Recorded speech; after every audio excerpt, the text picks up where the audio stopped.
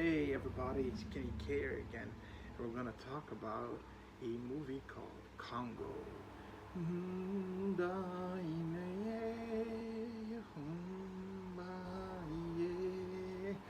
And this movie basically is it's not a horror movie, but there are a lot of horrifying elements in there, horror elements in there.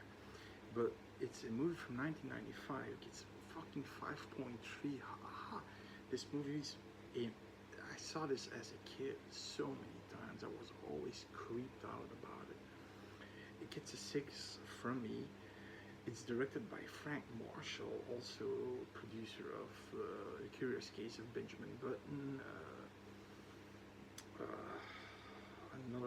A lot of famous movies. He has been a producer or a director in. Writer is one of the two writers. Michael Crichton is the writer of the book Jurassic Park. So where Steven Spielberg based his film on. And then you have an extreme amount of famous actors. I mean, you've got Laura Linney playing Dr. Karen Ross. She works for Trafficom, and she used to be CIA. Then you have Tim Curry, a philanthropist, playing Hukuma Homolka. That's a mouthful, I know. And then you have Dylan Walsh playing Dr. Peter Elliott with his pet project, the gorilla, the talking gorilla, with a machine, of course. She uses this machine that talks, and she does these gestures, and then a robot voice talks Amy. He is also seen, you can see him in the TV show, the popular TV show Nip Tuck. You've got, I mean, Ernie Hudson, okay?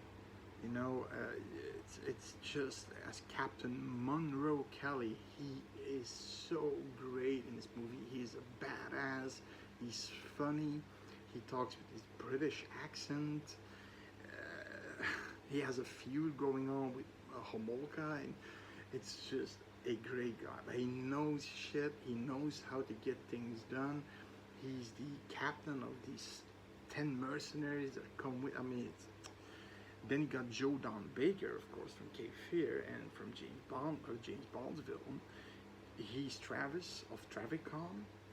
And we have a little part, a cameo part for Bruce Campbell as Charles. And he's the son of Travis. Now, and you've got a few more famous actors, and I'm not even listing them all up. So you've got great acting already, great top-notch acting. That's why I don't get it gets 5.3. It's a movie that's adventurous, mysterious, creepy at times, and even horrifying at times. It's a real good movie. It doesn't fall flat on its back. It keeps you engaged. It's a great movie. So, and really a lot of tension, constantly. Is it not from rebels and soldiers that want to take over the Congo? The Zaire is at war with the Congo, and you know, and they have to pass through. Okay, so the story goes, Dr. Peter Elliott and his colleague Richard, the monkey Amy, she's starting to, you know, she wants to go back to nature. Okay, it's getting harder for her to keep in isolation. So they are gonna bring Amy back to the jungle. She can paint. Now, if they go to her, she has this entire trailer that's for her, you know, and she has all these paintings of green and like it's the jungle. She's painting the jungle, but she's also painting this jungle and this yellow big eye. And this is the reason, because nobody wants to fund the project to bring Amy back to the Congo where she belongs. Now this one guy is sitting in the audience when they're doing their bid with, you know, to get more grants and such for Amy's, you know, researcher, we have this guy, this Romanian philanthropist played by Tim Curry, Herkma Homolka. Hello, I am Herkma Homolka, and I will bring your gorilla back to the wild where it belongs. He's standing there like he's super proud of himself, like Superman. And so he's gonna pay for everything. Okay, so they get the plane, and of course everybody's loading off the plane. Why? Because Herkimer Homolka doesn't have jack shit. He doesn't have money. He's a leech. He, he, he has a alternate mission to go to the Congo.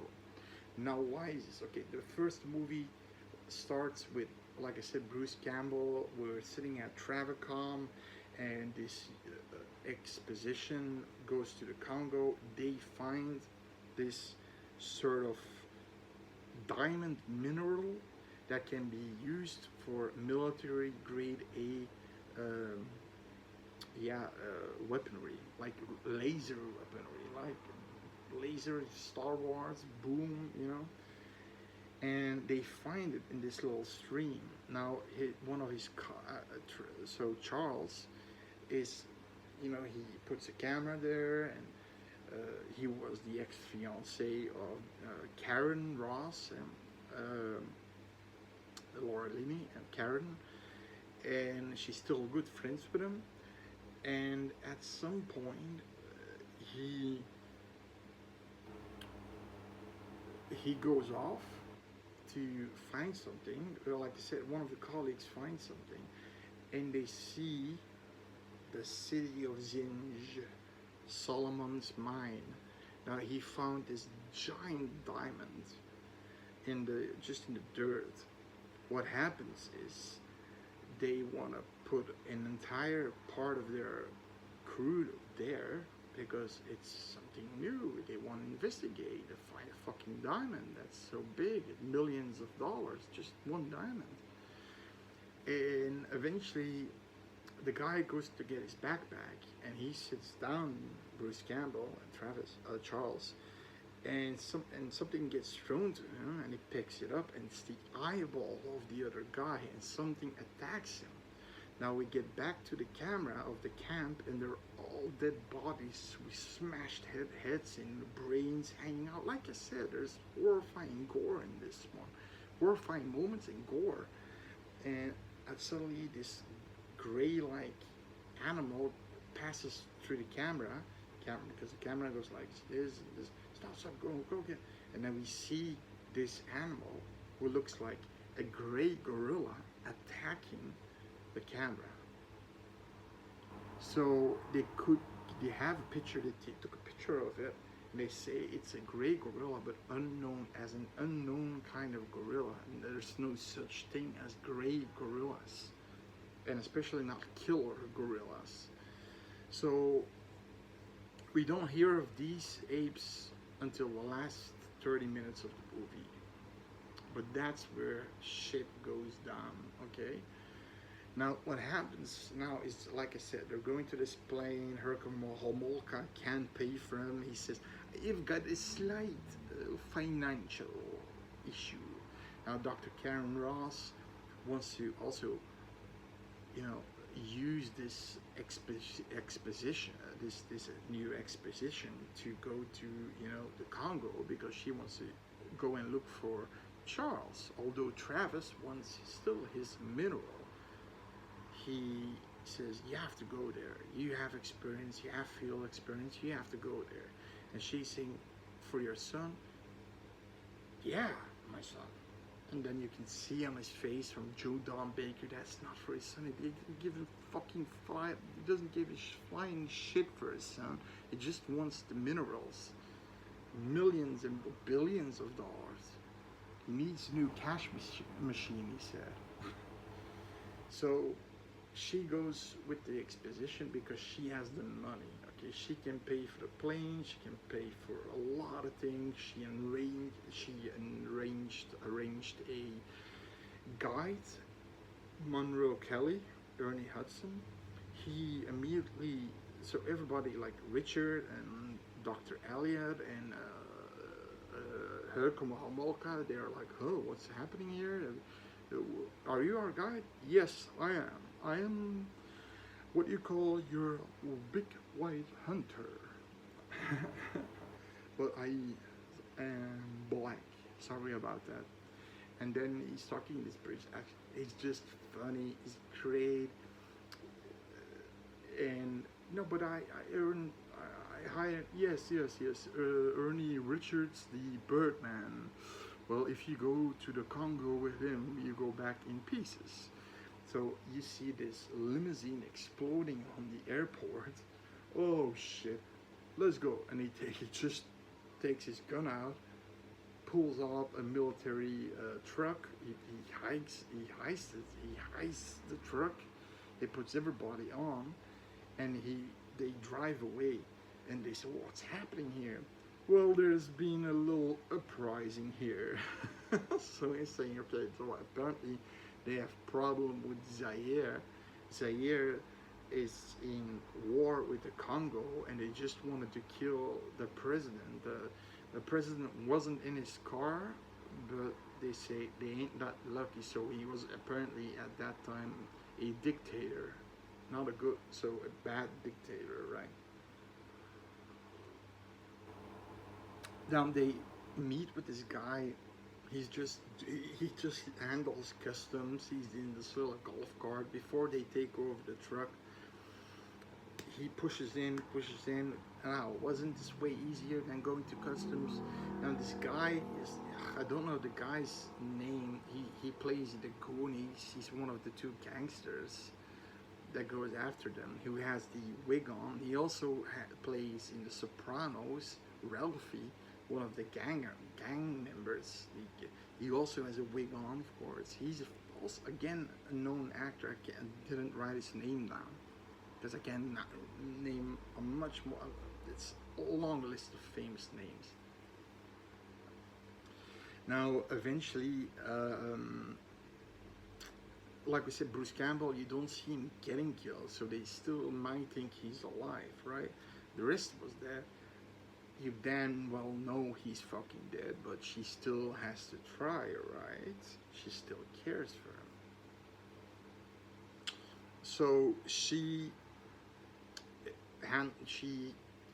asked for Monroe Kelly because she knows that he has military. She basically asked for the proper things to go on this expedition. And you know, a guy who knows guns, a guy who knows people, and eventually she hired like 10 mercenaries or something that he knows. That's why he's the captain of this team of mercenaries, all with AK-47s, Uzis, you know, machetes and whatever. And she also has a plane ready and things like that. There's a lot of shit going on that she actually took care for, because she knows that whatever that's there in the Congo is she's talking with Dr. Elliot, and he doesn't believe in a gray killer gorilla. But of course, she is really scared of Amy, the gorilla, because she thinks, oh, gorillas now are all killer animals, you know? The only one that comes close to the size of these gray gorillas are the silverbacks, which are aggressive but territorial gorillas, but stay away from them. It's okay. If you don't cross their shit line, they won't cross your shit line. You know what I mean? So the thing is that eventually they are arrested by the military of Zaire, and you get introduced. We're going to this hotel, and you have Homolka, Monroe Kelly, and Dr. Ross sitting there. The rest is in a prison cell, basically, or something, holding area. And the guy, also a known actor, but from a lot of movies, a black captain, apparently. He's sitting there in his hotel with all these sesame cakes. He says, "Hi, everybody. How are you all doing?" he's this weird guy. He's a psychopath, half a psychopath. He's he's, you know, like, he's a criminal basically. At some point, Dr. Karen Ross gets, you know, she's blonde. You know, these African people like blondes. They never see that. She's like, boom, right in the nuts. And then the captain's like, I like that in you, Dr. Karen Ross. He did not see that coming. Now, what can I do for you? Oh, have some sesame cakes. And they say, no, thank you. Have some. And it's like this. He's really, you know, explosive. He's kind of nice. Then he gets explosive, angry, and then and at the end, you know what the deal is. So they are basically picked up because of the gorilla. Now he says, you are grateful to be alive. You know that, Monroe? He knows Monroe because he's a gorilla. Everybody is scared to kill a gorilla, and that's why I want you to get over the border. But we are in war, if you don't know, with the Congo, and you need 10 good men to get over to the Congo. And then he is kind of hinting, money, money, money, to bring them over the border. So Dr. Karen Ross has a lot of money, stacks of dollars. She puts a stack of US dollars this big, more, to 2 stacks more, and okay. And then Homolka is like, seeing that money, and then he sees this, and he says, Mr. Homolka, stop eating my sesame cake. Oh. Stop eating my sesame cake. It's like, what are you doing with this man, Monroe?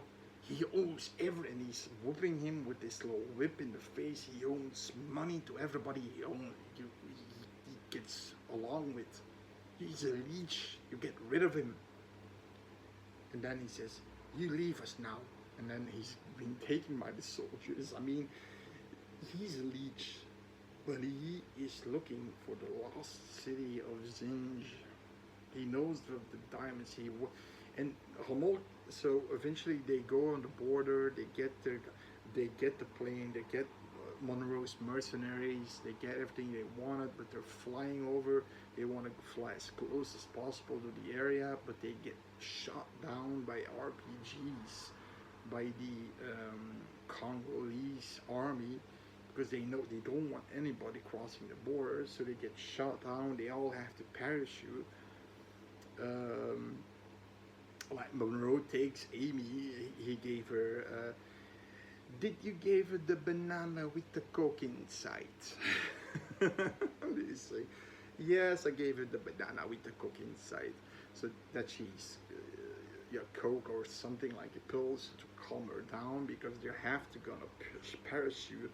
He's gonna have Amy on his chest, Monroe, and she wakes up and he says, she has a nasty bite. She woke up half the way through.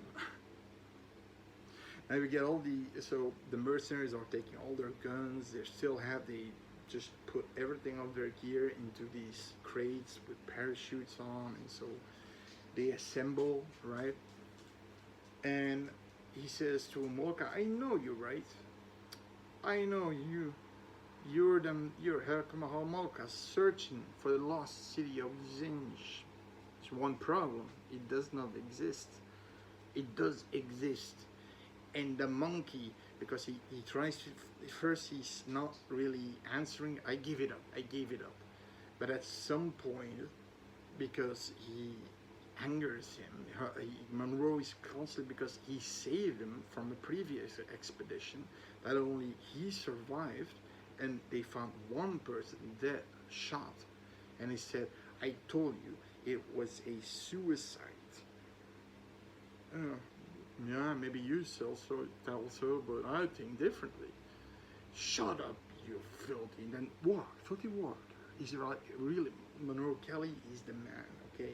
Don't fuck with him, but he's nice, really nice. He's not an asshole. He's funny, but fuck with him. Oh, okay, so this ragtag of mercenaries. Then eventually, like I said, Homolka, he confesses, okay, I am still looking for the lost city of genes. Now, we have a poker card. We have the gorilla. She's seen the city of Jinj. And he shows this picture. This, look, this is what she drew. The eye. Look at this. And he takes a ring out that he found during his expedition with the eye. It's the same eye. Then he starts to, okay. Still, he doesn't believe. But eventually, they find this one guy. That's also a really creepy moment, actually. They find this one guy from Travicom, from the expedition with Bruce Campbell. And they know him, and he's putting this, this sort of indigenous people that are living there in the forest, not cannibals, but borderlining on cannibalism, but they're still peaceful if you give them room. And they have this guy of the exposition of Travicom with the Travicom, because they're talking with Monroe. Monroe's making jokes because he says they're laughing, and so Karen is asking, why are they laughing? Why are they laughing? Because I told them I am the leader of this little party. And they laugh because a black man can be a leader in their eyes, right? But of course, Monroe is basically handling shit everywhere, so he's the leader, right? He and the financier is, of course, Karen Ross. But they know each other from before, because when she was CIA, she knows he's a weapons and arms dealer. So, CIA giving arms to certain people to destroy these people, the jizz of it, right? The jig of it. And they are, who do you found? And they're putting this symbol of Travicom.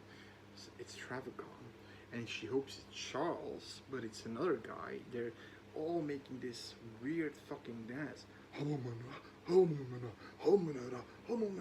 then eventually this other guy, this leader of this shaman guy, and they're all they basically, what they're doing, he's dead, he was dead, and they're bringing him back to life, bringing his soul back into his body, only for a moment.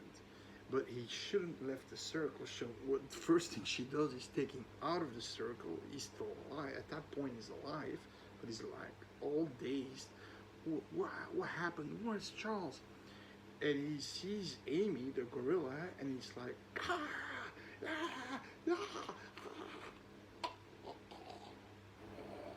and he's finally dead. He saw the gorilla. So y'all know probably what happened. The gray killer gorillas, he thought of this gorilla, immediately believing it's the gray gorilla. So eventually, along problematic road, they'll get attacked by this hippopotamus. What is it called? A hippo? Apparently really dangerous animals. They're very fast, although they're like very thick. They're fast hippos, and they're getting into this storm. They're like a lot of things, so they have to endure a lot of things. And eventually, they get to the site. They see another plane in fire going down because Travis thought that they lost Amy, because Amy, when she was playing, she had the camera down. She pushed the camera aside, and there was a gorilla in frame, so he said, no, not again. So he just thinks of, he's an asshole. He doesn't care about any human lives. He's sending 10 other people again, and they got hit with the RPG, and they don't parachute, they just crash and they all die. They do have some goodies like a big balloon to get the hell away from there through the air, you know, a balloon with gas. So they have a lot of goodies in there, like camera material and things like that. Eventually she shows herself to be alive again, and she says, I still didn't find Travis. No, the Charles. But did you find the mineral? He's like this, so he's yelling. And then she says, you remembered what I said. If I get one suspicion of you that you just want to get the mineral, not your son Charles, you will regret it. And he says, oh, of course, Charles, yeah. She just slams the camera and he said, no. And he's like, she eventually at some point says, fuck you. She found the weapon also. They had this small laser beam cannon that Charles had with him for testing the mineral. So he had in the beginning of the movie, you see him testing it. It comes a beam out. So it's like, it just goes through everything, you know. It goes through stone, metal, everything. It's like a welding beam that goes through everything and just slices everything up. So it's really powerful, and that wasn't just a particle of it. So they want to put it in a satellite. Like, you can imagine the power of this beam made in multitude, that it's like 10 fucking nukes in one beam. Okay, that's the reason why Travicom wanted it. Now, I'm gonna talk about spoilers now, okay? So, first of all, for people who really never saw this movie, Congo, it does appear to be a fly under the radar movie, and I think that's why it just gets a 5.3. I don't know, it doesn't have a lot of reviews. It has the writer of Jurassic Park working on this thing, Frank Marshall, a known guy in the Hollywood world, you know, and a large plate of known actors, good actors, and the acting is good. And like I said, and this is before everything goes to haywire shit, right? So there's still constantly tension of these military people, these soldiers trying to kill them or trying to buy them off. They want, you know, they want money. They're being squeezed out for money, then getting killed by soldiers, then attacked by a fucking hippo, then they lose under the way to the site that they eventually found with the laser beam where Charles was.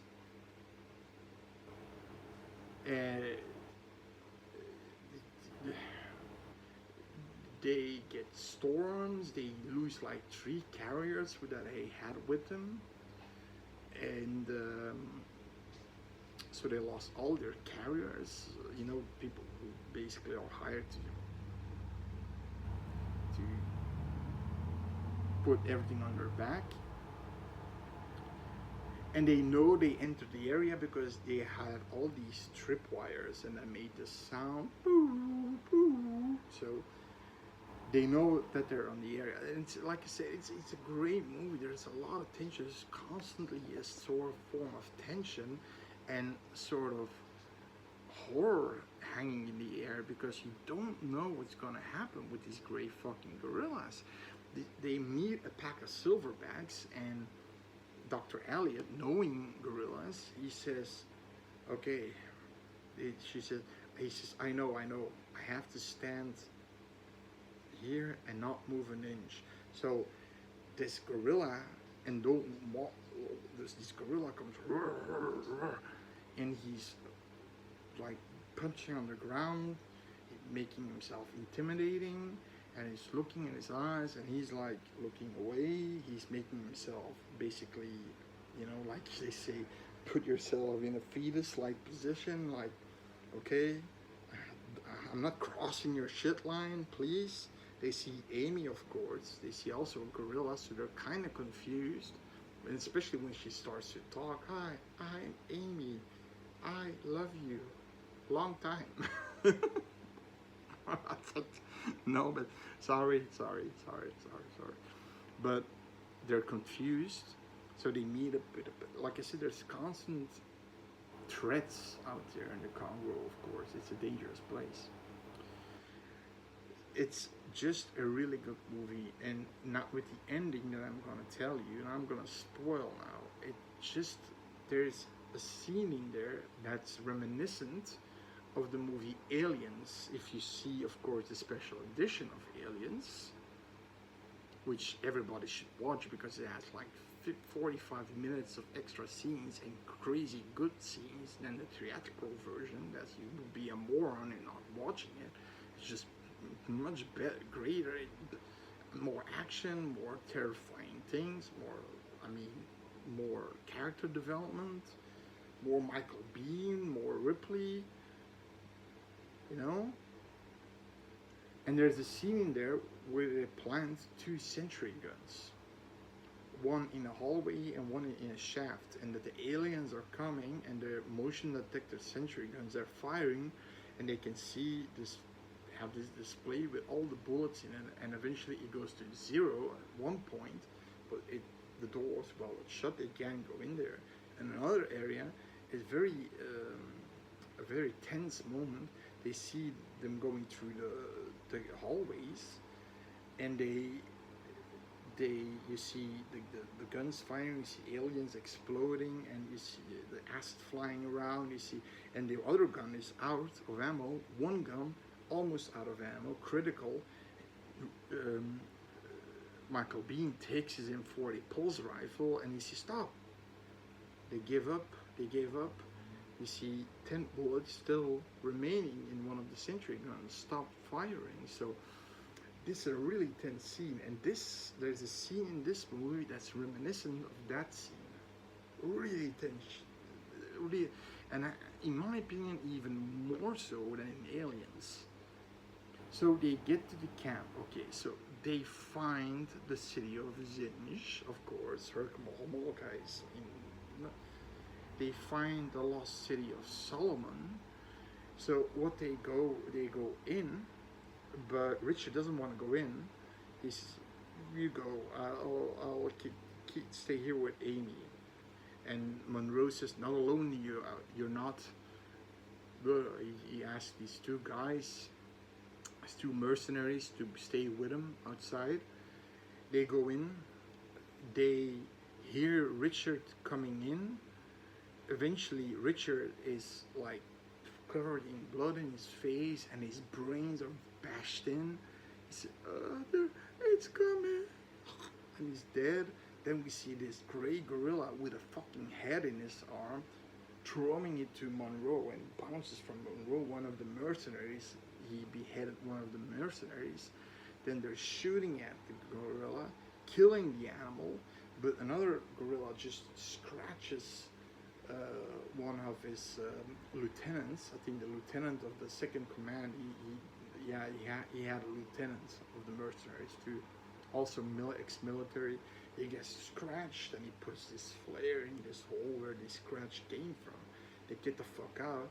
They find the 2 bodies completely mangled, and Amy is like coming back out of she was basically, because they found all these skulls of regular gorillas, like silverbacks, just completely caved in. So he's like, what the hell is this? So it's true about great gorillas. So in Homolka, he takes these hieroglyphics and he translates them. So what happens is, okay, here's the creepy part that I'm telling you about with Aliens, right? Like I said, Karen Ross has the best equipment ever. So what she does, she makes they're camping out right in front of the city of Zinj. Fucked up, I know, but they have to. They don't. It's getting dark. Now they do all have guns. They're taking guns out. They have more guns, like these, like Monroe takes. He all the time he has this, just a handgun, but then he takes an automatic uh, shotgun, like without pump action, just and then he takes another assault rifle. They're all just gearing up, and then Karen has this technology about lasers around the entire camp. I'm not sure. I think these lasers hurt the somebody who goes through. Then she has lights, all these, big lights making the area more illuminated, and every corner of these lasers have a sentry gun, machine gun that, aims automatically, like in Aliens. And then she says, this would keep us safe. And then, so yeah, no shit. I mean, at some point, Herkimer comes out of his tent and he says, I know what the hieroglyphics mean. It says, we are watching you. So this means, so what happened, a little background about guerrillas is, the soldiers of the city of Zinj basically manufactured, breed these awful looking gorillas. They have like almost like skeleton faces. They're like battered up and all, but strong and shit and big. And they breeded these to protect the city of Zinj of the diamonds of King Solomon. Now the problem is, at some point, the apes killed the teachers, and now the apes are watching you. And it's a really creepy quote that he says, we are watching you. And then she sees on this camera, oh, look at this. So she has these detection cameras. You see all these apes coming from all sides, and you see one getting through the lasers. Brrr. It's like the 4th of fucking July. They're flying. These apes are attacking from everywhere. These sentry guns are flying everywhere. Flares flying everywhere. It's like they're coming from all sides. And they're not giving up, and they're like. And it's just fucking crazy. Eventually, they do give up because of it's just too much. They see that they stopped. Then one of the sentry guns falls, and that was the moment that I was the most scared in this movie, because it destroys the lasers, everything that protects them from outside, the lasers and the sentry guns. So they're basically fucked.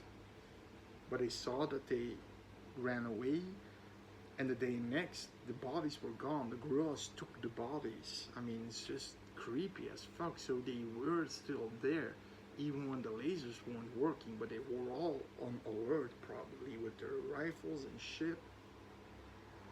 A crazy, crazy moment. You're really crazy, really tense, really creepy. You're just attacking them from every direction, but luckily they had the lasers and the sentry guns and all the assault rifles and shotguns and shit like that, They go in the mine, and they couldn't find Homolka. He's gone on his own. Then eventually they go in the mine. A earthquake erupts. 3 or 4 mercenaries die. So there you go. Half of you basically have now like 3, 4, let's say 4 mercenaries and Monroe left. Elliot gets a gun from Karen because he doesn't know how to shoot. He says, I don't care, take it. She said, she has this Uzi. They're going in, and they find this, they find Homolka because he found a pathway, and they see this, it's almost like Mars, like red sand, and all these holes in the walls. Now between the red sand, there are all these giant diamonds, basically pure diamonds, millions of dollars, billions of dollars, trillions, all of it diamonds. Mr. Homolka starts to collect, and then Dr. Elliot starts to hear things, noises, hissing and shit like that. And he says, I don't think I don't think you should pick those things up. And he says, why are you not all just taking diamonds? I don't understand. Now get me out of here. He goes to Monroe, he says, now get me out of here now. He said, take a card, he says. Eventually, but we are gonna get rich. And they're like, okay, they're all backing off, the mercenaries, and he's just going the other direction. And at some point, this gray gorilla is standing in front of him. He loses the diamonds. He lets them fall. Okay, he goes back. Another one is behind him, and they all just start to rumble around him. They flip him over. They scratch his face, and eventually one just smashes his brain in. So, bye-bye, Mr. Homolka. So eventually, all these mercenaries start to shoot with their rifles, but these gorillas are pretty tame. I mean, pretty hardy to kill, and they're like, and eventually, it doesn't take long. Like one of the mercenaries guns jams, he gets killed. Then the other guy is looking at him, he gets killed. Just 2 mercenaries left, the lieutenant and a mercenary, and Monroe. Monroe is backing him down with Dr. Elliot and Karen into this little cave where they have this sort of, where they can fire from a enclosure. And the other mercenary gets killed. The lieutenant is trying everything. He's using Uzi. He gets flipped over. He takes his machete, starts to swing with the machete. I have to say, he was a brave fighter. Now he eventually gets killed, of course, and Monroe looks at him and he's kind of sad in his face, and then he starts to shoot. Eventually, Dr. Ross goes to the back of it, finds his geode, and then finds Charles dead, of course. But he had the mineral. She takes a laser. She says, okay, let's get the fuck out of here. How? The newest technology of warfare you ever seen, and she just blasts this laser all the way through these monkeys. They're all just getting fucked up. They're like 10 monkey gorillas in one time. They're getting sliced in half. She's killing, like, with each blast 10, 20 gorillas. So they get the fuck out of there. An earthquake ensues. It was basically built on a volcano. The volcano erupts, killing all the gorillas, delving the mine under lava. And eventually they get the hell out of there with 3. Dr. Elliot finds out that Amy does, when she says, I'm Amy to the graybacks, the silverbacks. They're taking her in as one of theirs, in their herd, right? And he says goodbye. They have this, now Karen Ross destroys the satellite of Travicom with the laser, shooting up through space. Then they're getting on the air balloon, and she has this one diamond that she took out of Charles's hand, or that pried hands, and she just throws it, and he's like, ooh, I don't think Cartier would be happy. Monroe Kelly says. I mean, listen, okay, this movie is great. It's a great movie. It has everything from comedy to extreme, a lot of tension all the way through the end, and especially at the end, the horror begins. I mean, you've got heads being pulled off, brains being smashed in. I mean, that's the horror section of the movie, and all the way through that, they have to endure every kind of threat the Congo has to provide. That can provide you every kind of threat the Congo has. It's just thrown in your face like shit pellets. I mean, it's just great all the way through. It never gets stale. Never gets stale. And then before that, they have to deal with the soldiers. Okay, so to get into the Congo, there's a constant tension arising. There's constant fear that something's gonna happen. First it's the soldiers, then the critters, then the possible cannibals, then of course the great gorillas. So there's constant danger, and it's great. It's a great movie. You get that feeling, and when they eventually go in the air balloon, you are kind of like, ah, this is nice, because you wanted Monroe Kelly to survive because he's a likable character.